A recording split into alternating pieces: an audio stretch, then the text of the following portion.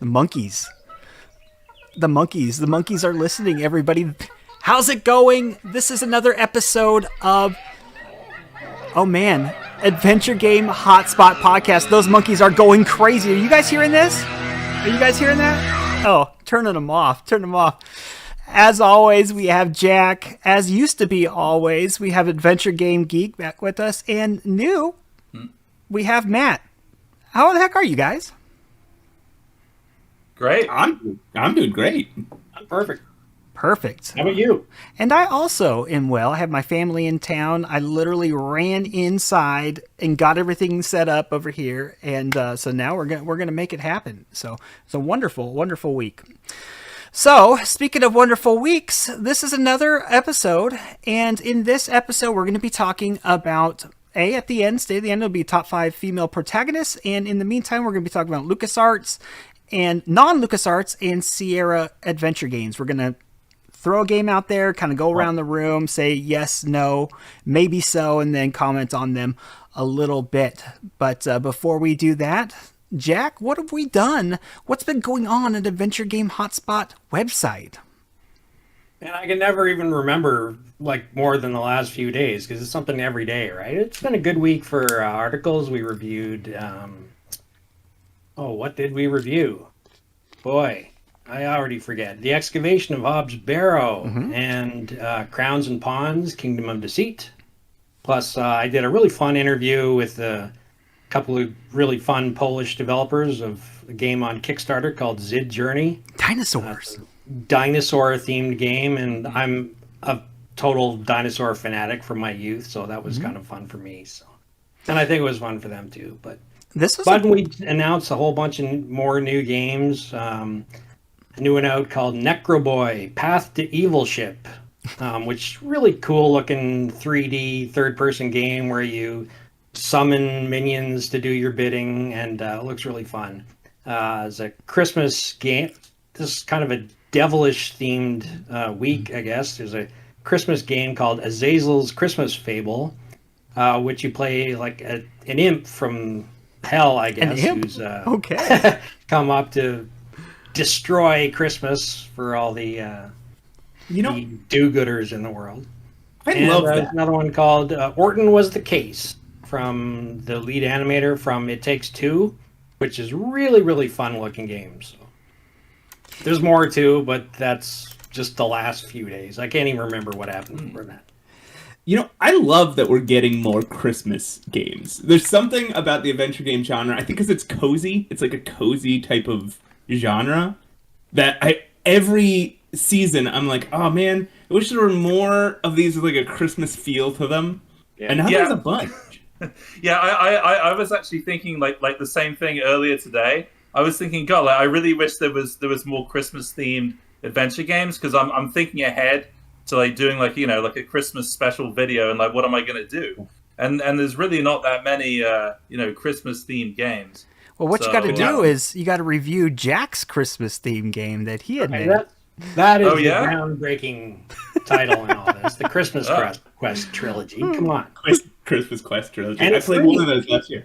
You got to pay for these other ones. So you just heard Matt. There's Watch Over Christmas too. Is that other Christmas game that I think just came out this year? Or was that last year? Yeah, that was last year. Like I did that for Christmas last year.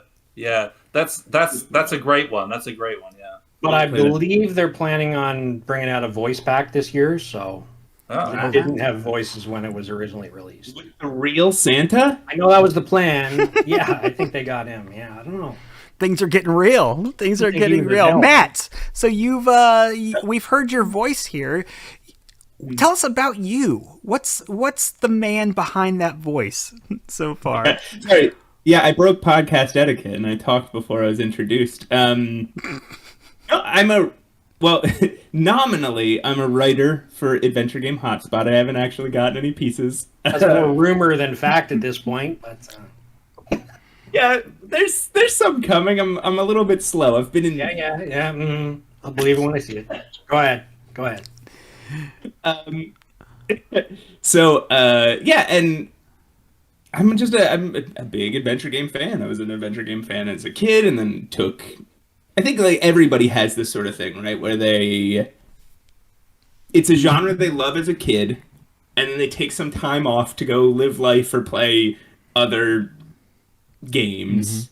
And then at some point in their, late 20s, early 30s, it's like, I loved those things. And you come back and you're like, these games rule. And now there's so many good adventure games that it's a genre you can never get tired of. There's just so much variety and so many cool games. So you said late 20s, early 30s. That's something here, because is that really your age? You look like you're mid-20s. That is unfair. I get this all the time. I've graduated just a couple years ago. They were still carding me for R movies. But now I look mid-20s, so thanks for that. I guess I've grown a few wrinkles.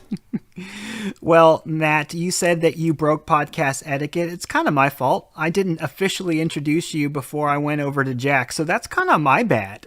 So, hi, ma'am. Yeah, I'll jump on that grenade. So now we have Geek. He is back. He is living in the Ook. He's back in the UK. He used to live in Jersey. Now he's in the Ook. And you just got done with Adventure X. Give us 3 minutes breakdown as to how Adventure X was. Well, yeah, I mean, it was awesome. Like, not only because, it's a convention like all about adventure games, and like, everyone there is like either an adventure game fan or like a developer or whatever, but it's also the fact that, like the last couple of years, it was canceled, because of COVID.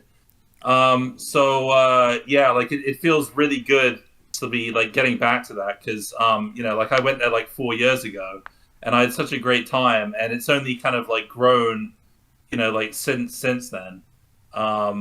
It's just it was great. Yeah, so I got to meet, like the main reason I go is just to kind of like hang out with other adventure game fans, and like try out some of the new games that are on display, hear what people have to say and stuff, and go to the after party afterwards, and get all the swag and like all that kind of stuff. So are you like a rock star at those things now? Does everybody know your name? It's like Cheers, episode of Cheers? No, not really. No, I do. It is nice to get people like coming up to you and saying, oh, like I really like your videos and like all that stuff, and like asking me questions like when's your mom gonna be in like the next video? And it's like, well, yeah, my mom's too old now, like she doesn't want to be in any more videos. Like she was in a couple of videos before, and that's it. So well, you just had her in one, didn't you? No, like I think that must have been like a couple of years ago now. Oh, but I might have just been creeping on some older videos then. So, but what videos of Adventure Game Geek's mom have you been watching? Oh, home videos. I'm just kidding. But yeah, so it was just great to see, to see people. It's always a shame that like not everyone, everyone can go. There's like some people that's like too far away, or they can't go for one reason or another. But then you hope to see them, like next year or whatever. But we Americans have PAX, and the Ukes, the Europeans have the Adventure X, and so I prefer the Adventure X. That's right. I live over here in the U.S. Near Jersey, so we could have been pals, Geek. I'm sorry, well, I didn't know you when I was over there. I'm sorry, otherwise,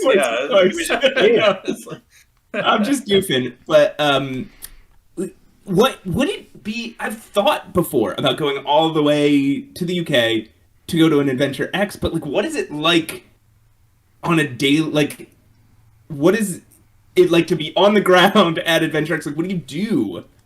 What do you do? Well, I mean, as I said, you just kind of like like hang out with people, and like like you talk to like developers, you talk to kind of other fans and stuff like that.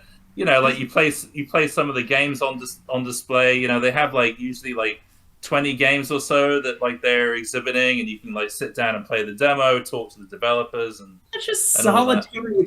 Adventure games are such a solitary experience. Well, yeah. Like the only thing is that like some adventure games, you can only really appreciate them when you take the time to kind of sit down at home, and like take the time to play them. I mean, yeah, it doesn't always work in like a convention environment where you've got like all this like buzz going on in the background.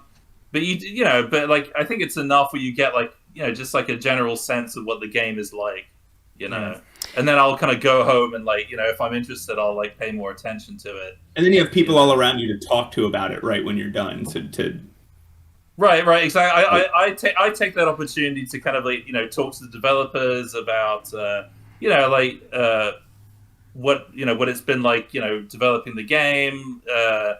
If I have any trouble like playing, they'll kind of give me tips and stuff.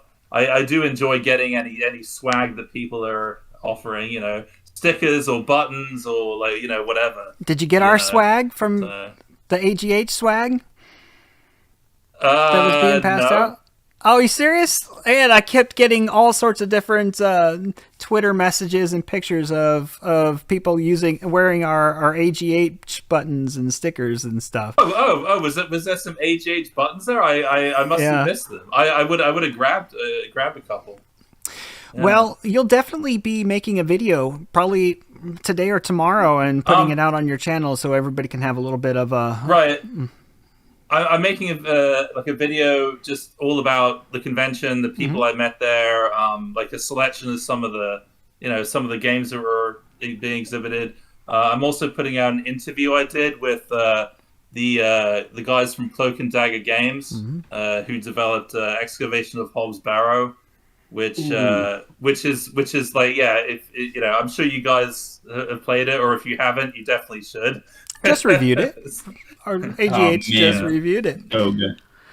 So that's actually a nice little transition point there. We talked about Hobbs Barrow, which is a non-LucasArts, non-Sierra game. So we're going to kind of talk a little bit about those. So I'm going to throw out a game. You guys tell me if you like it, don't like it, indifferent, didn't play it, and then we'll talk about it a little bit. First one's going to be the Feeble Files. Let's start with Matt. How about we always start with Matt and then go around the room? I've never played the Feeble Files. Go ahead. I got to admit, I've never played it either, although I own a German box version of the game. Jack? So there you go. So there's that. I played it, and I sort of really liked the look and the vibe of it, but man, was it hard. But like I kind of suck at adventure games anyway, so every time I say something is hard, take that with a grain of salt. But it was hard. This is one of those games that everybody says is such an incredible game that I just couldn't get into. I mean, I really, I didn't necessarily like the theme. I did. It looks beautiful, but I couldn't get into it. And it was one of the games that I started and never finished. But it's on my to-do list. I think that game sort of developed in popularity because it was so rare for the longest time. It was kind of this, hidden gem that those who played it really raved about it. And so everyone else really wanted to try it. And now it's available anywhere and people are just going, oh, okay. It's kind of, a 25-year-old game. Adventure game. What was the fuss all about? But, the forbidden fruit. The mystique goes a long way. All right. Hopefully we get more than a couple people playing this next one. We're going to talk the entire series, the Journeyman Project series. Oh man, no. And in Spanish, no. Geek. I'm the same as Matt. Sorry. Okay. I haven't played them. This is a terrible segment. This is I pitched this segment. Jack said before, he goes, "Man, I hope we choose ones that we've all played." No, I'll choose better here. Jack, I was worried that you'd pick games that I hadn't played, but you ended up picking the ones I have played. I have played all three of those, and interesting series. The first one was kind of really the groundbreaking game that Myst gets credit for. It's sort of the first person, exploration type game, but I didn't really think much of the game. Second one, big jump up, lots of FMV, stuff like that. But the third one to me is where it really came into its own. Lots of, like, you do different identity hopping, you jump into different characters from different time periods in history. So it was a really unique idea, and it was funny. So that's always a plus for me. I love the series, and I can't say anything different than what you said. I didn't enjoy the first one, not at all. 2 was really good, and 3 was great, like phenomenal, absolutely phenomenal. And I'm not the type of fan who likes those style of games. That's not my first choice of games. But if I'm gonna choose like that style, I'm gonna German Project's where it's at. Now I think I'm gonna get a little bit better one. I'm shooting better here. We're gonna go whole series, okay? Oh boy. Simon the Sorcerer. Okay, yeah. We're gonna go round and then then we can talk more in a bit, right? So I'm lukewarm on Simon the Sorcerer. Just kind of there, okay. Yeah. I have a bit of nostalgia about Simon the Sorcerer because I played it when I was a kid on the Amiga, and I've always been into that kind of that kind of fantasy genre. So I really liked it as a kid. Like when I replayed it more recently, I guess I didn't like it quite as much. I mean, there's a lot of humor in it, but there's like so many references. There's almost like too many kind of pop culture references in there. I feel. It's like it kind of gets a bit like a bit much sometimes. It's like you've got like Gollum from Lord of the Rings in there, or like whatever. And so that's a yes and a no. Okay, Jack. a yes and a no. Yeah. Yeah, sort of like it. I don't love the early one as much. The early ones as much as a lot of people do, and I don't hate the later ones as much as a lot of people do. So I'm kind of like more of a steady stream right through the middle of the entire series, including number 5, which you can't even buy anymore. Well, I'll take my moment to talk and say hello to the gentlemen that are in our chat. They're saying hi to you guys. I don't know if you guys are watching as well. We have Alexander VHM who's talking, and Lutfi. I think I know I butcher those names all the time, but thank you guys. In regards to Discworld, I'm just Discworld. I'm not Discworld. Sorry, Simon the Sorcerer, which is another Discworld game. Okay, the next one's gonna be for the next answer right now. It's just kind of there. I kind of liked 1 and 2. I liked it a lot when I was younger, but it wasn't as good as I remembered. And I'm opposite of you, Jack. I despise the later ones. Absolutely despise. Now, with that said, I'm super excited about the upcoming Simon the Sorcerer game. Yeah. Very, very excited. I think the problem I had with the Simon the Sorcerer games is they were perfectly functional and fine point and click adventure games, but like they were so visually and like audibly cluttered. There was just so much going on every screen. I think it's sort of like it was headache inducing. Wow, you're right. I hadn't really thought about that. It was like, I don't know.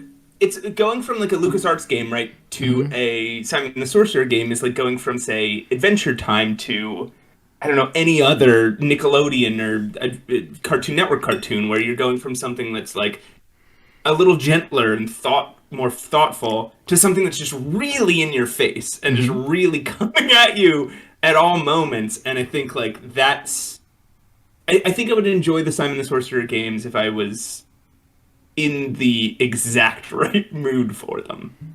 And what would that exact right mood for it be? I don't know, drunk. Okay, I think I should try that the next time I play them. Give like the one genre of games that don't go well when you're drunk. So hang on a second. I think people's problems with the later ones is if you took the Simon Sorcerer name off it and just made them more generic characters, I think people go, this is a decent game. But they didn't feel like Simon the Sorcerer games, and people sort of felt betrayed by that. And anytime a series radically changes to something, that people aren't used to, there's kind of always a resistance and, I truly just didn't like the changes.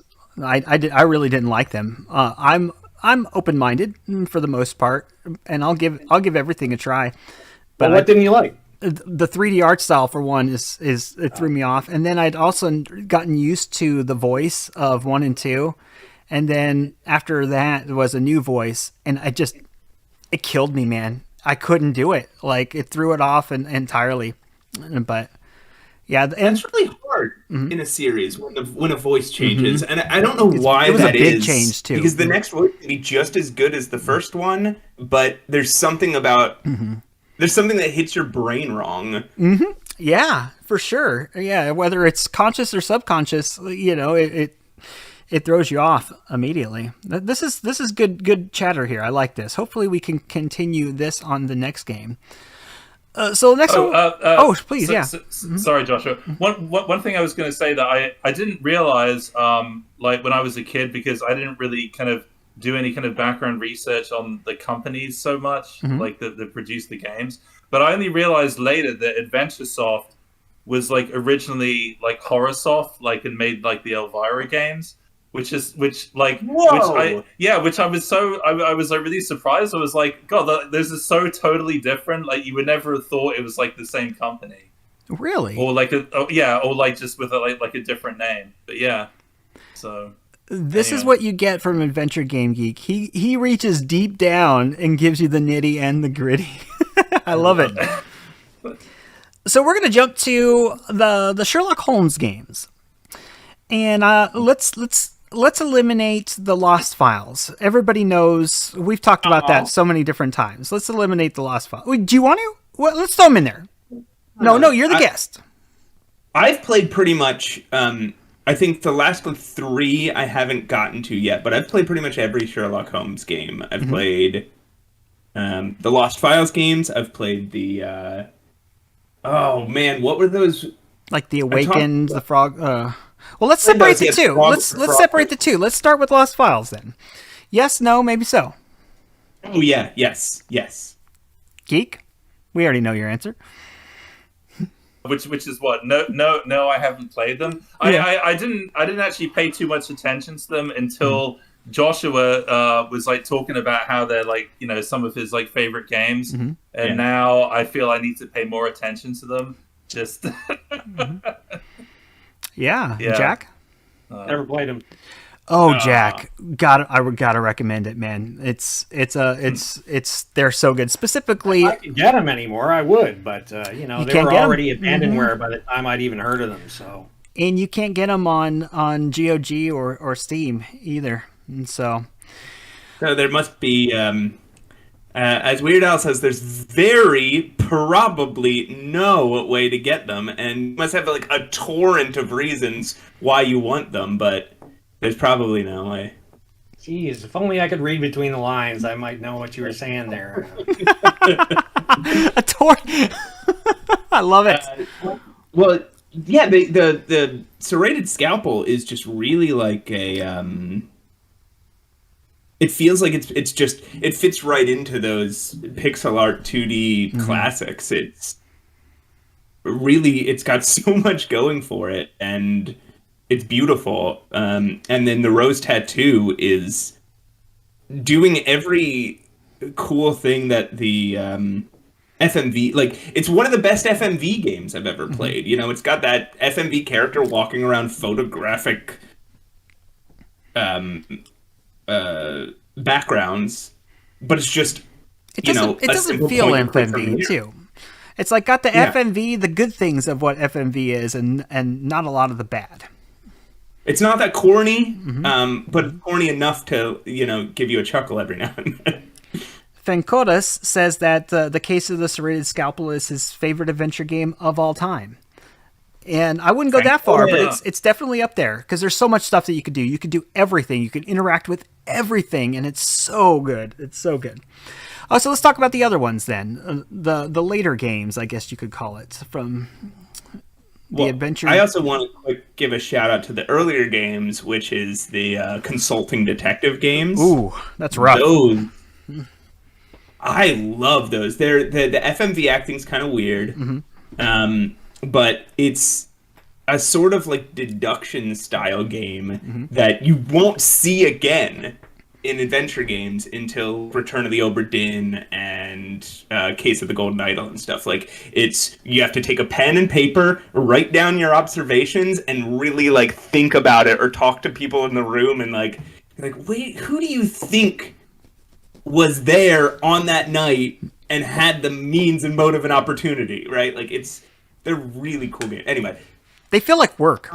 They feel like work to me, like legit work. Like, I want to have like some level of convenience to my gaming, though. That's my thoughts on that.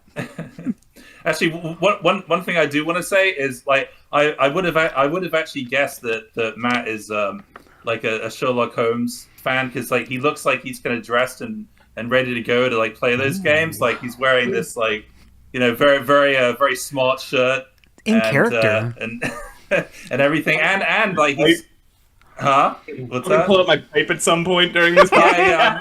I'm sure you've got a pipe there, and you've got a pencil in hand, like ready to take notes and stuff. Like, he looks like a real detective. So Yeah. what about the other games?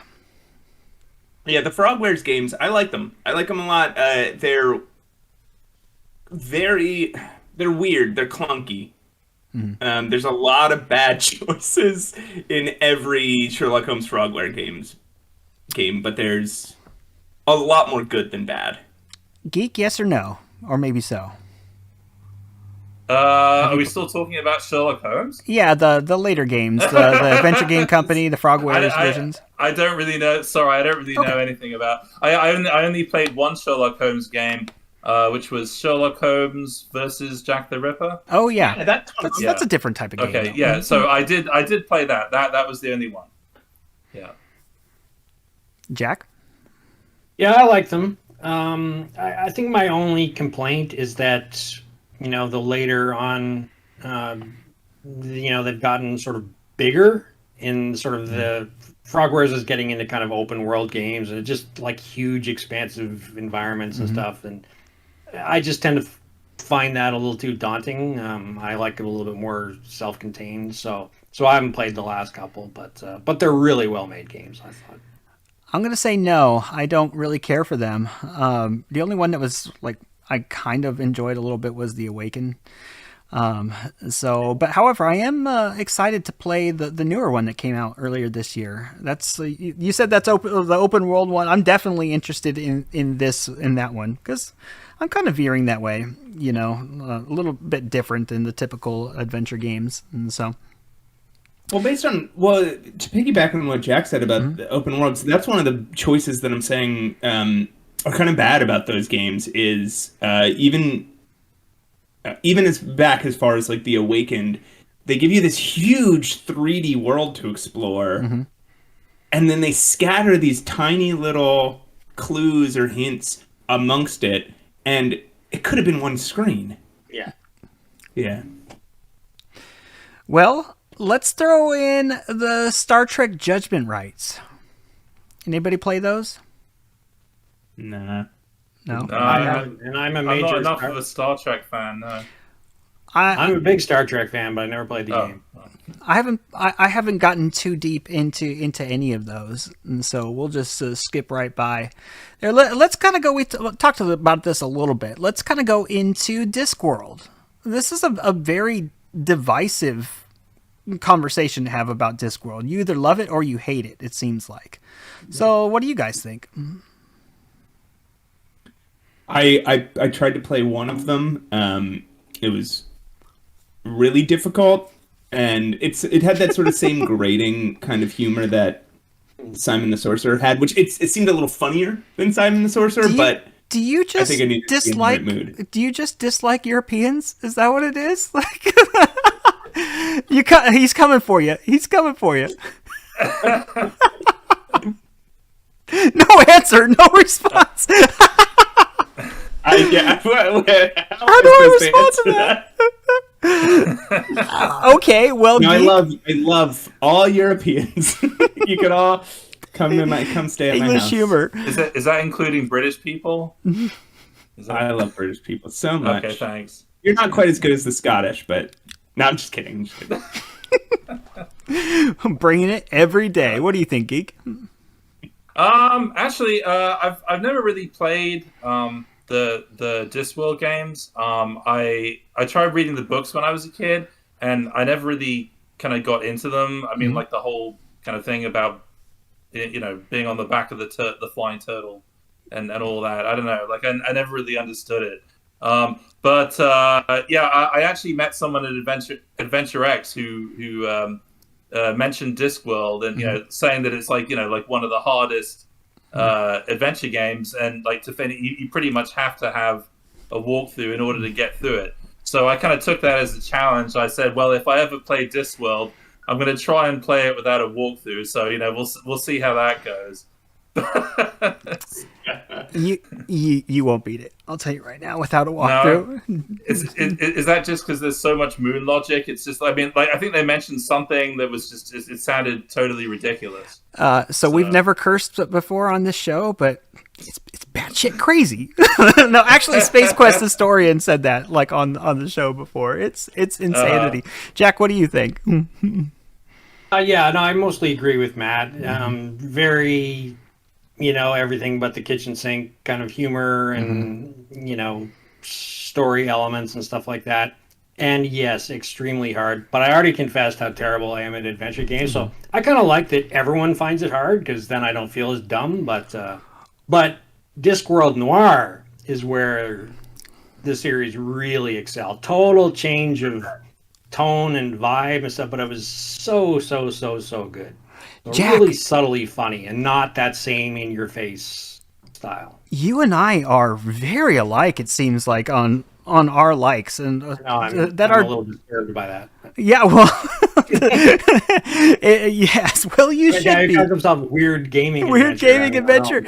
You have the same thoughts, that that I have, that are a lot of people. Like we talked about the same type of games when it comes to like Amnesia, BioShock, and LA Noire, and there's a lot of these things. And 1 and 2, I like, again, everybody knows my thoughts. I tried to like them, but they are just insane. It's dirty how wrong they do us on some of those puzzles, and you don't have to be smart to get those puzzles. You just have to try everything every time to get by them. And Discworld Noir is incredible. I think I had it like number 15 all time or 16 all time on my top 100 list.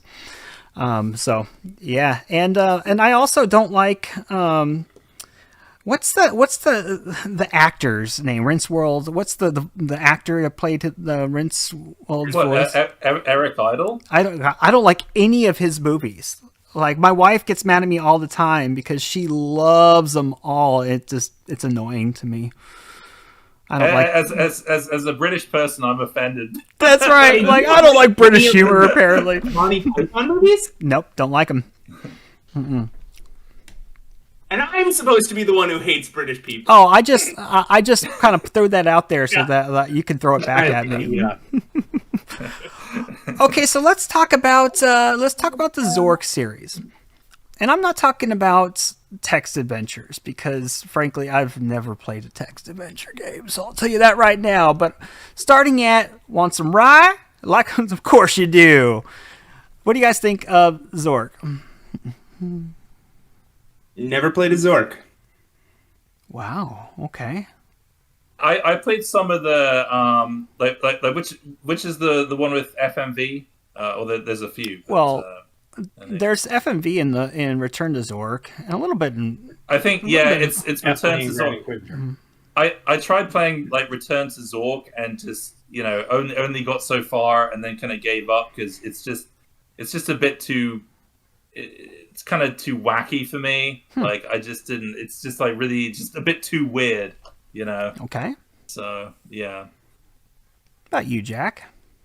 Okay, I refuse to be bound by your restrictions, and I am going to go back to the text adventures. Okay, yeah. Because that was my very first introduction to the adventure genre. Really? Okay. And I was like way back in high school, I think. Games were not a thing then, Yes, I'm that old. Let's not talk about it. But I had a teacher who, you know, I don't even know why. He had a sense that I might like it. He said, "Here, I'm going to loan you this computer. He let me take the computer home for the weekend, me and a friend.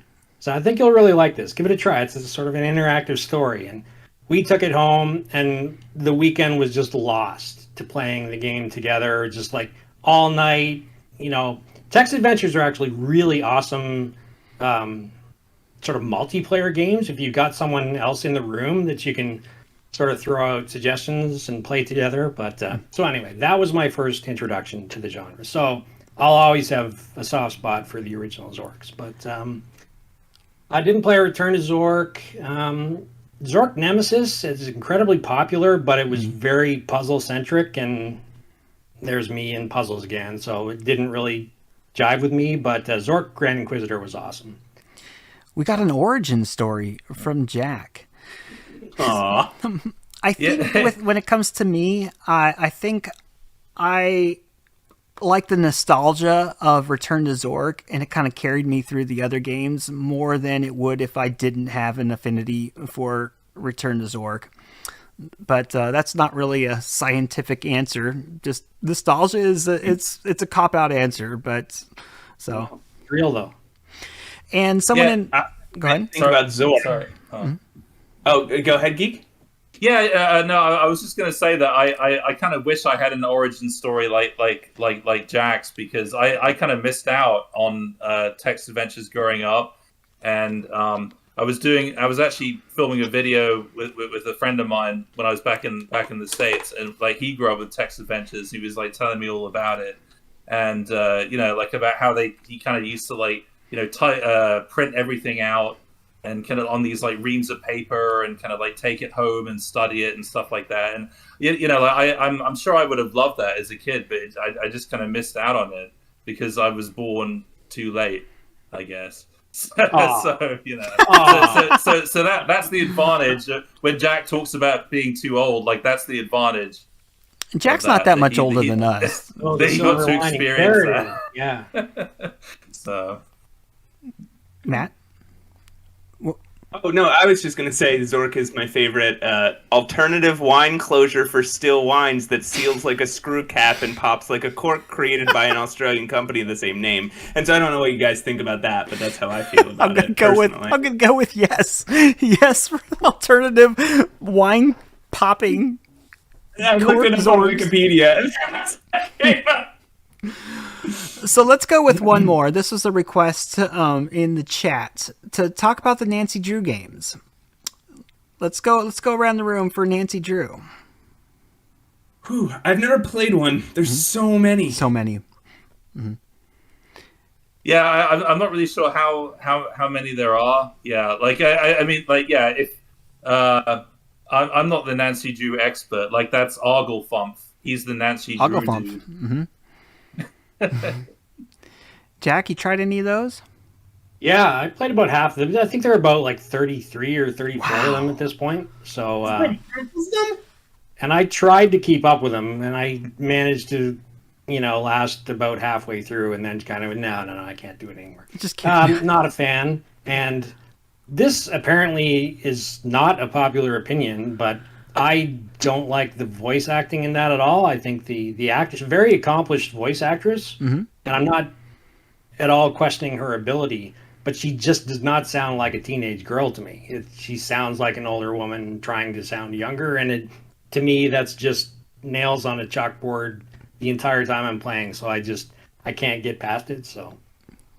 Oh man! I was like the one person who celebrated when Her Interactive said, "We're going to change the voice actor." So I'm going, "Yes!" And then Her Interactive blew up, and we never saw another game.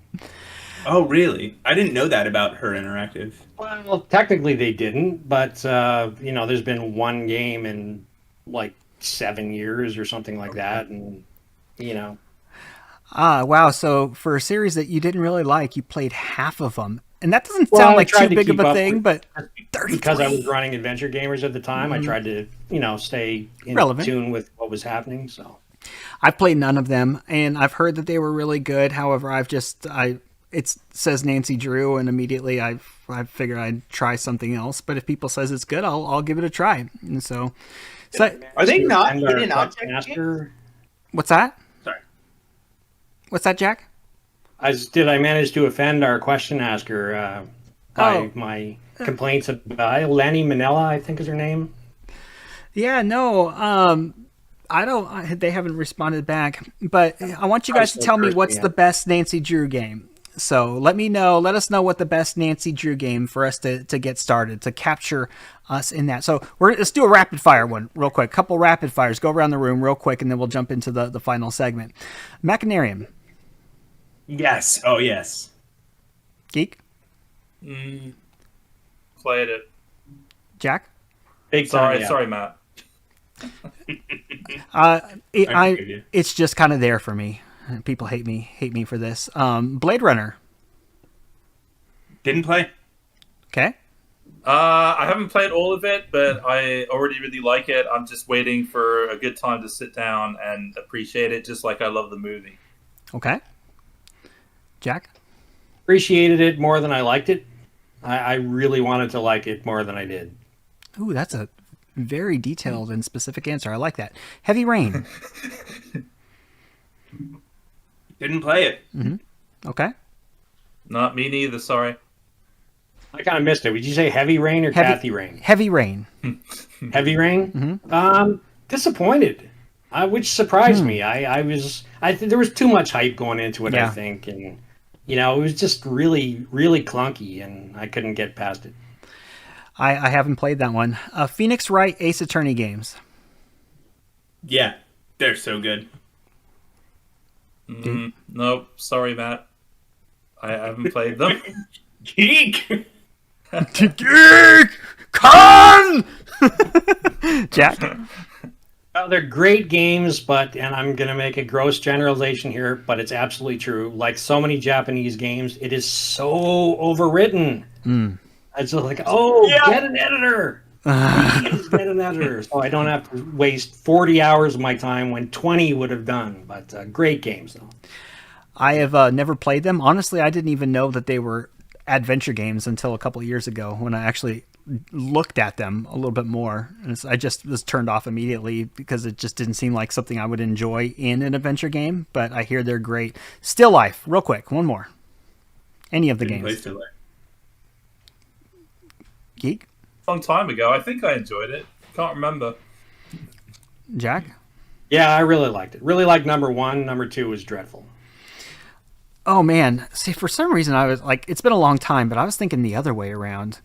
I was thinking, I doubt it. Yeah, you're probably right though. But that series changed so dramatically as the series progressed.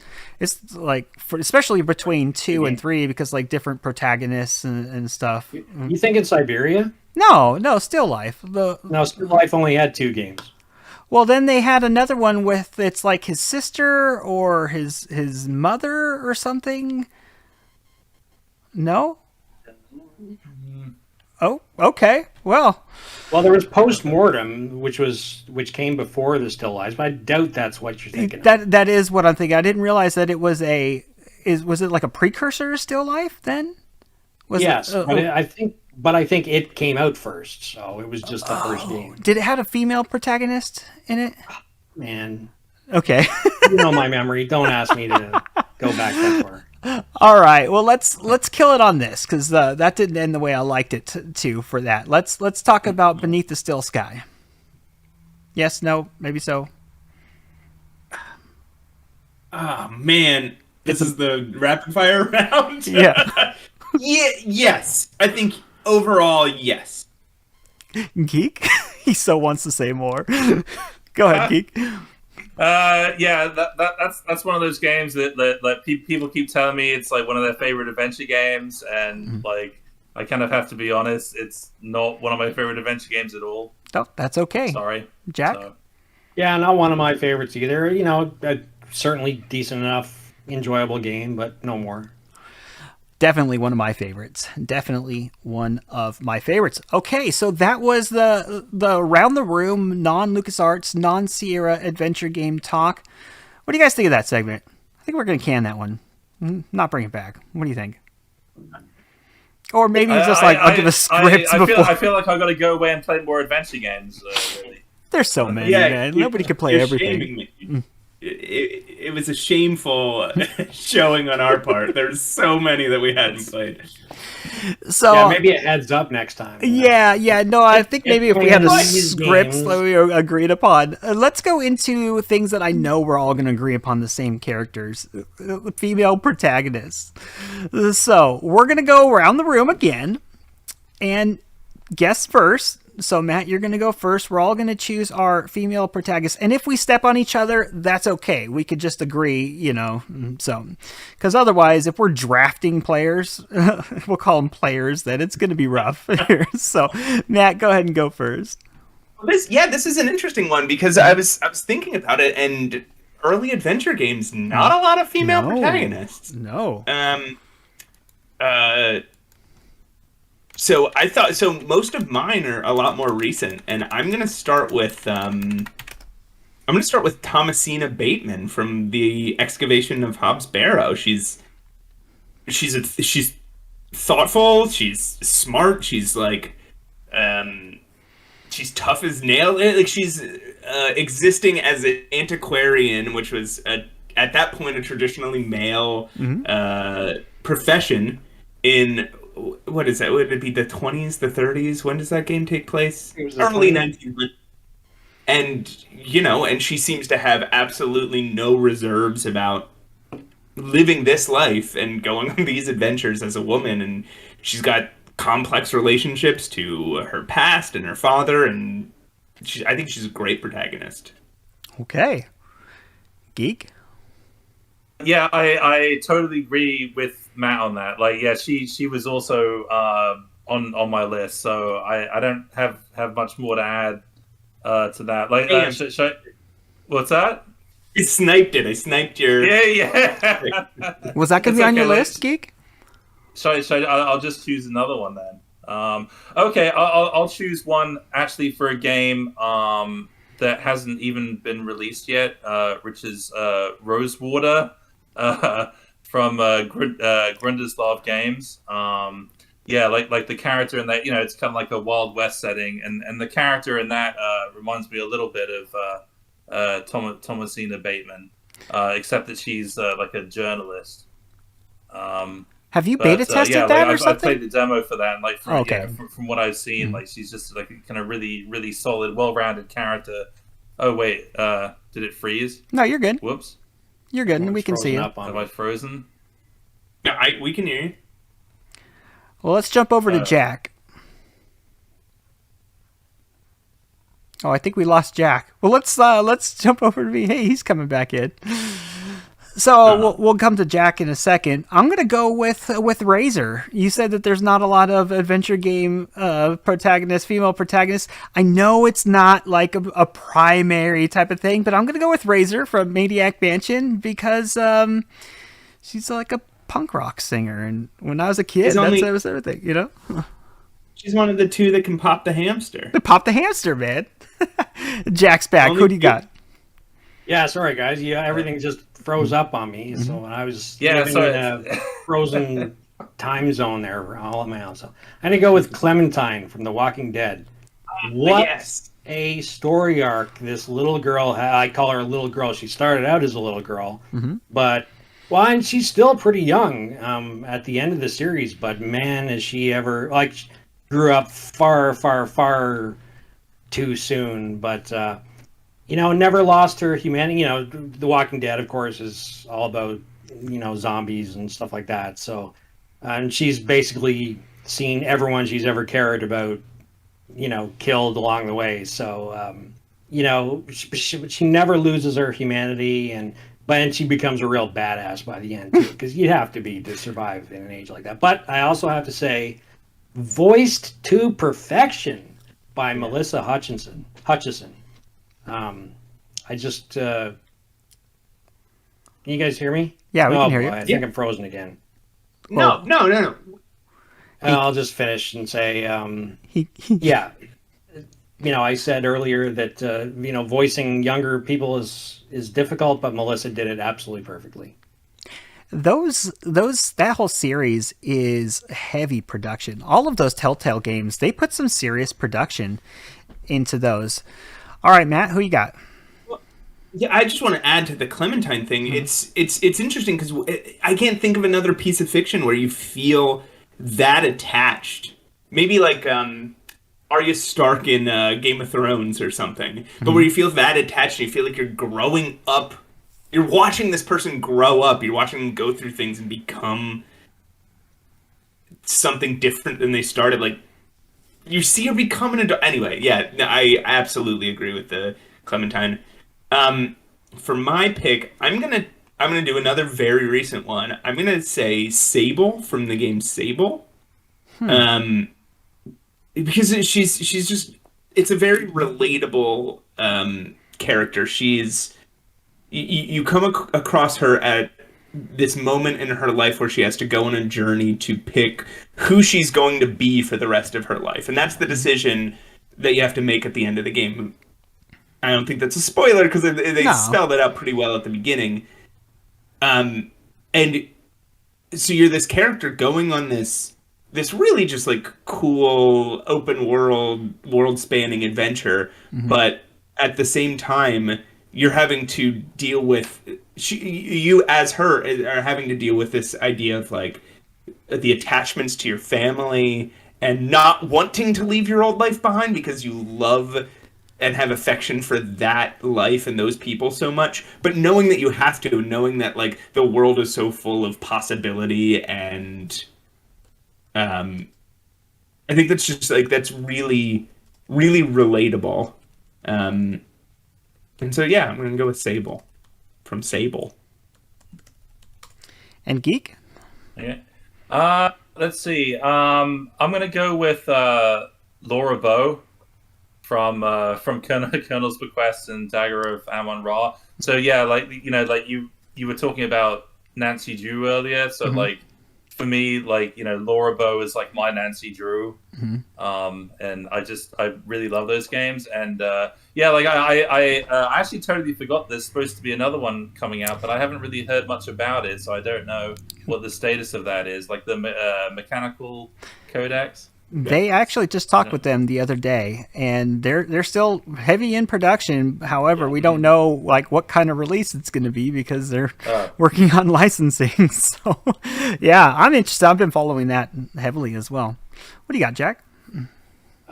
Well, fingers crossed I can get through an answer without getting booted out again. Why don't you give us your last two? Did my praise for Melissa Hutchison make it into my last answer? Okay, good. I just, because she deserves every accolade I can throw her way. I'm going to pick somebody who spends the entire game in a coma, but does it a whole lot more interestingly than you'd think. It's Zoe Castillo from Dreamfall. She probably isn't the longest journey female protagonist that people think of, but I really liked Zoe. She was kind of a young girl in sort of a modern day Casablanca and looking for her boyfriend, and I really liked her. She felt sort of lived in and relatable, and had kind of a sweetness but strength too. So I really liked her, and she was also voiced perfectly. But I forget the actress's name. So you love those production values. That's big for you. Yeah, great voice work in those longest journey games. Well, that's actually one that I considered. A very elegant character, but I guess I'll go with April Ryan. Probably the earlier parts of April Ryan, as she was still kind of oblivious to what's going on in her life, prior to really starting to come into her own. She's it's just a charming character. Yeah, as the game progresses, she's starting to see some things, and so she's a little bit rough around the edges, as the game goes on. But April Ryan, for sure. April Ryan still has a bit of an edge in the first game, the way she deals with, what's that guy's name? Zach? Yeah, shows so she's got a little bit of a... Remind me. What happens? That was the creep that lived in the apartment with her. All you had to say is the creep. Okay, you're good. Gotcha. Okay, let me think. I had 5 initially, so let me try and pick which one. I'm gonna go with the coolest one, which is Lady Love Dies from Paradise Killer. She doesn't go through a lot of growth. She's not very relatable, but she's cool, and she's funny, and she's sexy, and she's stylish, and she's just a rad, just like tough as nails detective character to play. She's got witty dialogue, and she looks awesome. Okay. Last one, Geek, make it count. Her name is Lady Love Dies. Lady Love Dies. How could you go wrong? What's sorry, Matt. What's that called? Paradise Killer. Paradise Killer. Yeah. Okay, that sounds interesting. Lady Love Dies. I don't. Yeah, I had 5, and it's a really tough choice. But I think I'll choose actually two characters from the same game. Rosella and Valanice from King's Quest 7. Which Joshua always has a hard time remembering the names. I think I like Valanice's name. I think. Oh yeah, just the old lady from King's Quest 7.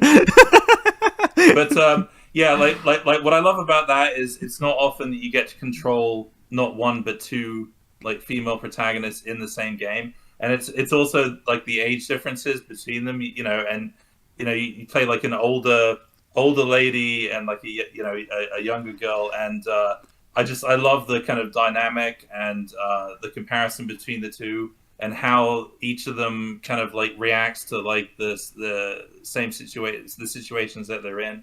It's like the dichotomy between the young and old. It's kind of a unique game in that respect, and yeah, I love King's Quest. So while you're there, let me just take a quick 30 seconds. What is the time difference between King's Quest 5 and King's Quest 7? Because she looks so different between the end of King's Quest 5 and her in King's Quest 7 age-wise.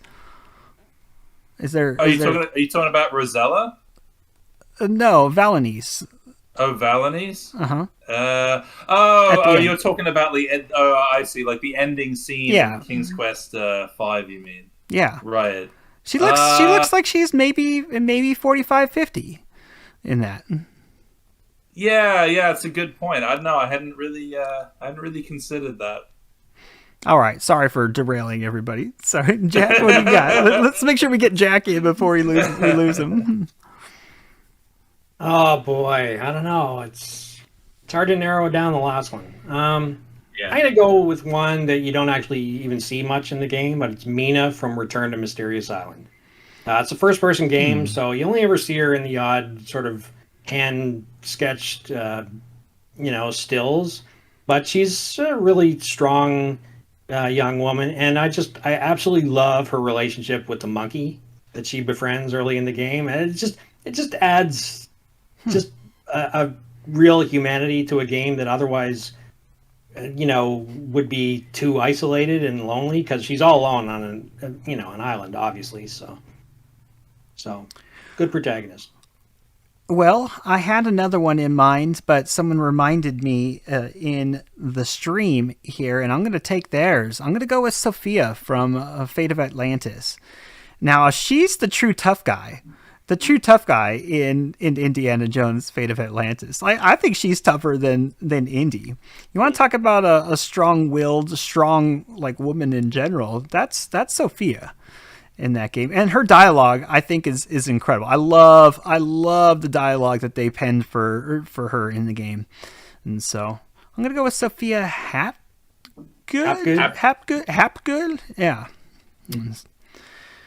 that's it, right? That's it. We got it. You want to go around the room one more time? No analysis. No analysis. We'll just do one honorable mention. Throw it out there. Okay. I'm going to say Allison Ronan from Tell Me Why. Tell me why. I'm sorry. Go ahead. Oh, no, it's just because of that song. It's the only reason. No, she's just much like I said about Sable, she's just got a lot of like relatable coming of age stuff going on with her, and she specifically, because of the drama of that game, has like, she's got the biggest, besides Clementine, maybe she's got the biggest growth arc I've ever seen in a game, where she starts that game just believing one thing about her life, and by the end, everything she believed about her youth is completely turned upside down, and she's and she has to deal with it throughout the game. And she has a panic attack during the game, which I find very relatable. Oh, wow. Okay. So since you have panic attacks, I guess I won't get mad at you for breaking the rules and going a little bit further on. I'm playing with you. I got to play that game, though. Geek, what do you got? Let's see. This might be a slightly unusual choice, because not everyone would think of this one. Would be like Susan Ashworth, or the Cat Lady. I don't know if you're familiar with that. But, what's it from? It's like a very kind of like very psychologically complex character. Oh, the game, The Cat Lady. What's that? Is it the game, The Cat Lady? Yeah. From the Cat Lady. Yeah. Gotcha. And also, I mean, I could also say Lorelei as well from the other game as well. So like those are just kind of very kind of complex kind of female characters in a game that's also very complex and psychological, which I love. So. And Jack? And from one psychologically complex character to another, I'm going to go with Edna from the Edna and Harvey games. I mean, this girl has issues, but she's sweet, and you're gonna be pulling for her. I mean, she starts out in an insane, like a rubber room in an insane asylum at the very beginning. So, things have not been going well for her, and it sort of only gets worse from there. So, speaking of issues, can I choose Alice from American McGee's adventure game? I guess you could call that an adventure game, right? Loosely. Yeah. You just play Alice from Alice in Wonderland? Yeah, no, but this is not Alice from Alice in Wonderland. This is Alice. The Wonderland as you know it. This is Alice. That's a trippy game, and the character was super, super cool. Matt, I love you in a weird way, man. You have all sorts of good insights. Where can we find you? Where can everybody find you if you want to be found? Let's just say that. No, I'd love to be found. I've done all sorts of weird things on the internet, but there's really... On any social media site, you can just look up my name, Matt Aucamp, A-U-K-A-M-P. There's really usually only one of me. The other Matt Aucamp that exists is in jail for something heinous that I won't mention on this podcast. Just Google it. That's not me. But maybe the biggest thing that I would want to promote is there is a podcast that I do sometimes. It's about old English folk music, and it's called Every Folk Song, and that's the thing I get the most feedback for. So go check that out. Every Folk Song. I talk about the history and the, I trace old folk music through history and find the weirdest and funniest and stupidest things about them. And Geek, you want to remind everybody where they can find you on the road to 5,000 subscribers on YouTube? Well, no, I'm not quite there yet. No, although you hit 5,000 fairly recently on the road, and I congratulated you on that. Thank you, appreciate it. Well, where can we find you? You can find me on my YouTube channel and on Twitter, where I'm Point and Click Geek. I just followed Matt on there. He describes himself as a real rascally imp, which I think is a really great description. So if I didn't know who he was, I would have still followed him. Devilish man. You concur with that? Huh? You concur that I'm rascally and impish so far? Well, no, I wasn't saying that. I was just saying it was a funny description. I don't know you well enough, really, to say one way or the other. I have to be rascalier to you. And Jack, tell everybody where they can find us and what's going on again this week in Adventure Game Hotspot. Oh boy, yeah. You know what? I haven't really planned out this coming week. We've got a whole bunch of great reviews coming, including our long delayed and cursed review of Return to Monkey Island. I still can't promise it this week, but it is coming. And there's a couple coming from Matt if he ever finishes writing one. But we've got As Dusk Falls and I can't even remember. And tomorrow we've got Lucy Dreaming coming up. So nice. We've got 9 Noir Lives coming and Nightmare Frames and Immortality. So we've got a whole bunch of game reviews coming. And that is at adventuregamehotspot.com. You could find us anywhere where there's social media. All you have to do is Adventure Game Hotspot will come up. And if you are listening to this on podcast, please, if you liked it, please like it, rate it 5 stars. And we appreciate everybody for coming out. For Matt, for Adventure Game Geek, for Jack, I am Joshua. And this again is Adventure Game Hotspot Podcast. And we'll see you guys in the next episode. Take care, gentlemen.